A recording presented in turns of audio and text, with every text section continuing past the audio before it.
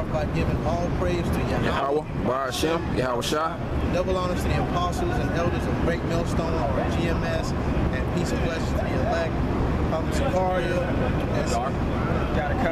it's a GMS Dallas camp. We're just going to do a quick lesson, and we're going to jump right in there. 1 Timothy chapter 6, verse 6. But godliness with contentment is... You should start up, but I just want to start here in the interest of time and just moving this along and getting straight to the point. Go ahead. You want to start? Yeah. Okay. But godliness with contentment is great gain. But godliness with contentment is great gain. Now you not godliness with a bunch of money is great gain, or godliness with a really nice car. It doesn't say that. What does it say? But godliness with contentment is great gain. Now, I was looking at some of them other camps. Every now and then, you know, I watch my videos and I go and look at them other camps. And I forget the guy's name, but the Ezekiel 37 guy, priest something or other. Yeah. This video I saw from him, and they was outside and they was around the car. It was a Chrysler 300, like the new one, right? Which to me is no disrespect. It's an average car. It's you know what I mean. But they was just so like posing, and it was just like, what are y'all doing, man? Why is this being presented in a video to the whole nation? What's the point? What is you sending all kind of mixed signals? Israel needs to be told one thing: follow Yahweh Bashem Yahweh Shah. That's what they need. If you're gonna uplift anything, don't let it be no goddamn Chrysler 300. Yeah, just about any nigga in the world will get finance and get one. You're not really doing much. That's right. You may get a bad deal, you may get a good deal, but at the end of the day, you driving off in the car, right? That's right. It's what I'm saying is, it's not, you're not accomplishing anything. You got a new car. That's cool. But guess what? Everybody can get a new car. You know what I mean? You, without even having a job, you can finagle a way to get a new car. But it's about godliness, but doing it the right way, right? You call yourself a leader amongst whatever group it is, AOI, I think, something like, I don't want to put the wrong names out there. You call yourself a leader, why are you portraying yourself like that? And if you the leader, man, I bet your followers are, man. Like, they had a little get together on the lake. They was out there on the patio, just like they just made, you know what I mean? Like they made it in the shade. I'm not saying don't have nice things. People that try to portray Great Millstone or GMS, they call us the Bumalites, this, that, and the other. But what does the scripture say? Be content with what you got. Why can't I be content with my dirty couch? Why can't I be content with the car that I have? I paid this car off. It's not the nicest car in the world, but when I gotta get up, go to work, that motherfucker turns on, and I'm good.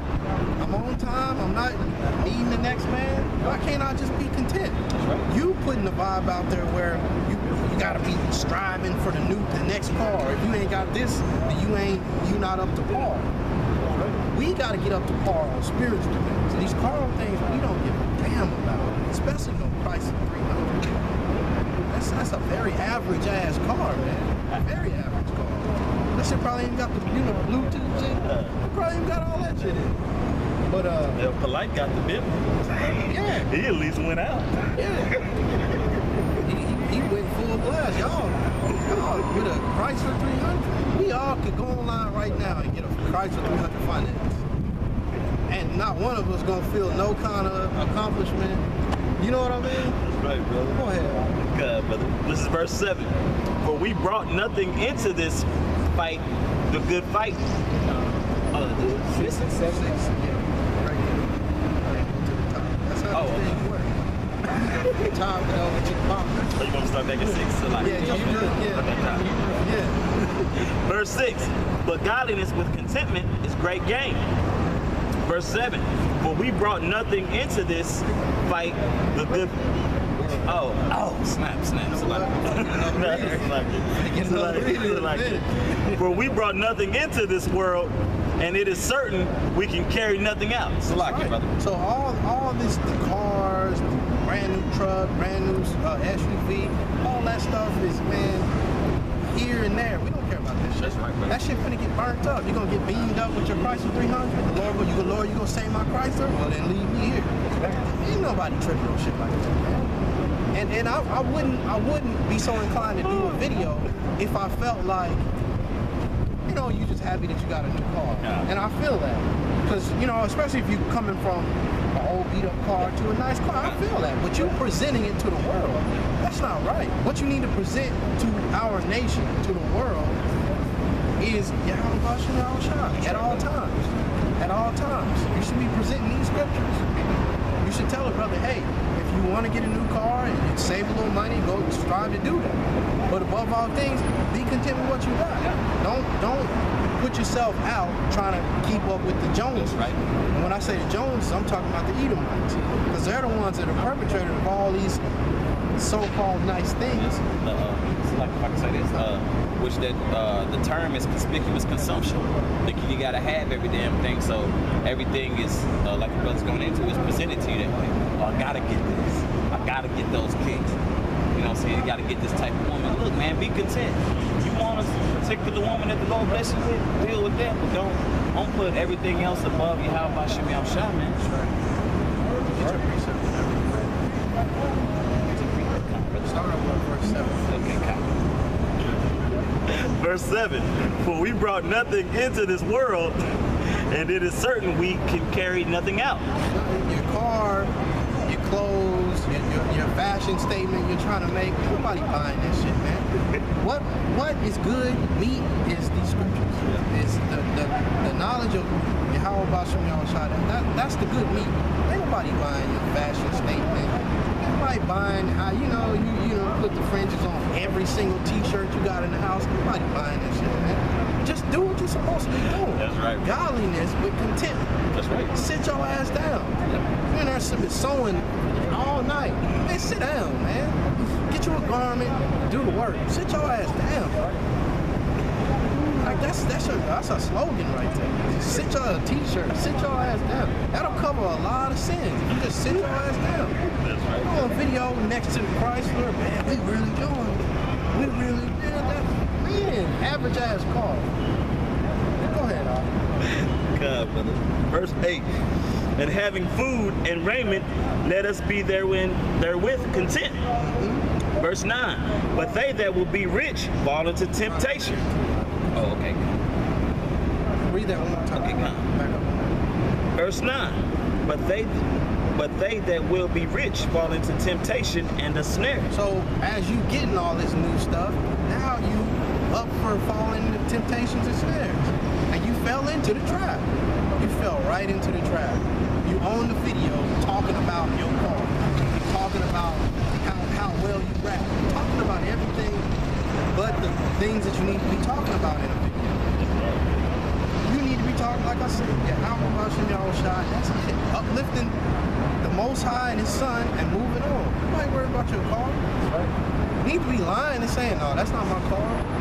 So nobody mess with you. But you want to put yourself out there. That's right, man. And what's so crazy about it is people watching the video with nicer cars than yours looking at you like, what is this nigga? You foolish. What are you doing? You know what I mean? Go ahead, Al. Brother. And into many foolish and hurtful lusts, which drown men in destruction and perdition. And that's you leading the flock astray. You've gone astray. You need to leave the flock alone. Just take your ass and just walk on out there. Get ate up by the wolves, but you calling back the other sheep. Come on with me. Right. Judas goes. Right? Yeah, if I can say this, the scriptures talk about that riches, man, ain't gonna profit you in the day of trouble, basically, man. The scriptures talk about wisdom and knowledge, man. That's gonna be the stability of that time, man. That's right. Meaning being built up in the spiritual riches of the wisdom and knowledge of the Heavenly Father. And that's at the same time, it's a balance to everything, because the brother said, you got niggas out there that try to label Great Millstone as bummer lights. We ain't in no way projecting that type of energy. We get on each other to be responsible men, go to work, earn, take care of your family, take care of your responsibilities. But at the end of the day, man, we're trying to seek the kingdom, man. And everything else gonna fall in place, man. If you do that first, the Most High gonna give you what you need. And the things that the Most High gives you that you need, be content with that, man. That's what the brother's going into. That's how you practice your faith. That's right. When you're content. That's how you practice your faith, because you're leaving it all to the Most High. You sitting up here with 2 kids working a $12 an hour job, and then your child support payments are $200 and $300 for each kid. What you have to do, because you don't have it, what you have to do is what? Walk that faithful walk of Yahweh Bashim Yahushua. You say, look, I know I look at my check, I got $600 every 2 weeks. I'm just gonna roll. I'm gonna see if the Lord said He got me. I'm gonna roll with it. The next thing you know, you get coupled up with another brother, and y'all are able to take care of it. And so, the next thing you know, you done stack a little money because you got a roommate. Now you're able to go get you maybe a cash car or something. And I've seen it with some of these brothers. Coming from no job to just, man, brother, I ain't gonna say the brother name, he didn't have a car. Now he got one of the best cars in the camp. And he damn sure ain't doing no video. I'll stand it all next to him. Look, Israel, look, Yahshua, this is what you can do too. Nobody talking about this. Be content with what you have. And just walk. Let the most, that's how you practice your faith. Let the Most High deal. I got $600. Living in a world where you can't find rent less than $800. Right, bro. So you know what? I'm gonna let the Lord do it. Can I get a precept for you? This is St. Matthew 6 and 33. It says, but seek ye first the kingdom of the Most High and His righteousness, and all these things shall be added unto you. So that's pretty much clear to the point, man. You're supposed to seek the Most High's righteousness, man. Basically, preparing your mind to serve the Lord, man. That's first. And then it says, all these things shall be added unto you. Because the Most High know we in the flesh. He know there's going to be certain things that brothers want, certain things that we into. So if you put your heart, your mind, your faith and spirit into the Most High first, He'll give you some of those little luxuries that you want. But even if the Most High give it to you, you're not supposed to boast about it. You're supposed to be content, man. And if the Most High give you a little bit more, you're supposed to use it to further the gospel and help the brotherhood, man. That's when the Most High is working with you, man. Like even with Solomon, I always like to bring that example up with Solomon. Basically, in that vision, he was basically, some people equate it to a prayer. He basically asked the Most High, man, for understanding and wisdom to judge such a righteous people, man, Israel. And the Most High was so pleased with that, man. He gave Solomon everything, man. Riches beyond measure, women, substance, land, you know? So that's the point, man. Like, that's the foundation. You put your faith in the Most High in doing His will, and the Most High gives you everything that you need. And then once He gives you what you need, be content. Because the scriptures talk about, that's actually a commitment, man. You're not supposed to covet what your neighbor has. And that's a lot of time what puts Jake in that spirit of wanting this car, or wanting the 2017, wanting this woman, wanting that woman, wanting this pair of shoes, wanting this and that. They're coveting what somebody else has, man. You know, instead of being grateful for what the Most High got. Beautiful point. It's kind of like if you do look at certain Edomites, man, like Bill Gates, for example, one of the richest man, if not the richest, or one of the richest man, bro, you couldn't tell. You know what I'm saying? You just couldn't tell. It's just like another prime example. He's not out here boasting. Now, granted, he's an Edomite and he's wicked. The dude just in some simple ass Reeboks, some jeans, polo and an overcoat, man, about his day. But like we always say, man, our people do come from royalty, but this is not the time for that. We in captivity, man. So this is not our time to shine. You want to so-called shine? Ask the Lord to give you knowledge and wisdom and shine through the spirit of Yahweh Bashim Yahushua. That's right. That's actually, royalty doesn't necessarily mean all the gold and all the riches. Royalty is also wisdom and understanding. Wisdom, knowledge, and understanding of how to deal in the world. That's royalty. That's what makes you royal, regal, and separate from everybody else. That's what makes you a king. That's right. That's what makes you that man that everybody looks up to. Exactly. That man that everybody wants to attain to. Because you know how to handle life. Not because you got a goddamn price of 300. I got a description. Just to back you up. This is the real riches. This is Romans 11 and 33. It says, oh, the depth of the riches, both of the wisdom and knowledge of the Most High. How unsearchable are His judgments and His ways past finding out. So that just goes to show, man, the Most High is giving you a clear example of what true riches are, man. It's the knowledge and wisdom of this Bible, man. Knowing how to conduct yourself as a man. So if you applying all of these things to your life in righteousness, man, the Most High will give you what you need. Jake don't understand like the order in the basically the perspective that you're supposed to be in. You have to prioritize things spiritually, man. Serve the Most High, have faith, do the work, and the Most High gonna give you what you need, man. That's right. Point blank. Point blank. So you got a car that you've had for 5, 6, 7, 8 years and it's paid off now, but it ain't a new car. Be content, be humble. You ain't got a car payment on it. Now all you gotta do is pay insurance. You straight. It's a lovely life to live. A life without a car payment. Especially if your car is up to par and it's still running good. That's a good life to live. So a man might see you operating in that manner and say to himself, you know what, that's the way to do it. Because instead of struggling with this goddamn car payment, rent, if I take that away, I have a cool little $300, $400, $500, $600 put in my pocket, put towards something else. Now I can pay tithes, you know, something along those lines. But when you present videos and got brand new this, that, and the other, then you putting that in those people's mind that that's the way to live. But you whack, your congregation whack, so that it is what it is. We say this in a sense of admonishment so that you understand the truth of the matter and get yourself together. The reply most of the time is to point out that we bumalites, but we justifying being humble. Everybody can go get a goddamn car loan. Everybody can do that. Everybody. A lot of brothers can go and get houses right now. Can go and get land and all that shit. But we ain't worried about that shit. We trying to get the kingdom. We seeking righteousness. We ain't seeking no goddamn 2 acres and Cabell. We gonna build them. We ain't seeking all that. That's right. 2 acres finna get burned to the crisp and continue to burn forever. I ain't worried about that shit. It's a beautiful point. But I'll be honest, like me personally, you know, to advance the stuff I want to do, you know, you need a certain degree for it. You know what I'm saying? You know how easy it is to get into a school, into a college and then knock it out. But you know, of course, comes with that bullshit staff. You know what I'm saying? Like what the brother's going into is beautiful because basically you being a double-minded man. Because you're sitting there worried about what everybody else is going to think of you in this world, but you're not worried about how Shah thinks. So you get caught up in that madness, and then you're presenting yourself well, like the brother saying, you got this Chrysler. And let's just say this, you know, whoever the guy was Ezekiel 37, right? Yeah. Whatever the leader of that. Yeah. Let's say he's, you know, of course, if he's the leader, he's probably like a little more stable in the truth, opposed to a cat who's following. Now, if this cat follows his lead, and let's say, you know, Jake got a little decent job, you know, because he went to school, got a little bachelor's degree, and you know he's coming into the truth, but he gets somewhat, you know, type of shine with a car and a crib, and he falls off. Now he's wicked. Well, who was this example? The blood's on your hands. So just you know what I'm saying, through the spirit of how Shah lead brothers, man. Hey brother, this is what you should do, brother. This is what you should read.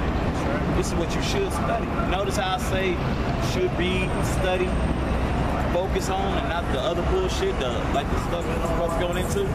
It's easy to get a nice house, car, phone, and rod and all that. Jordan's is easy, man.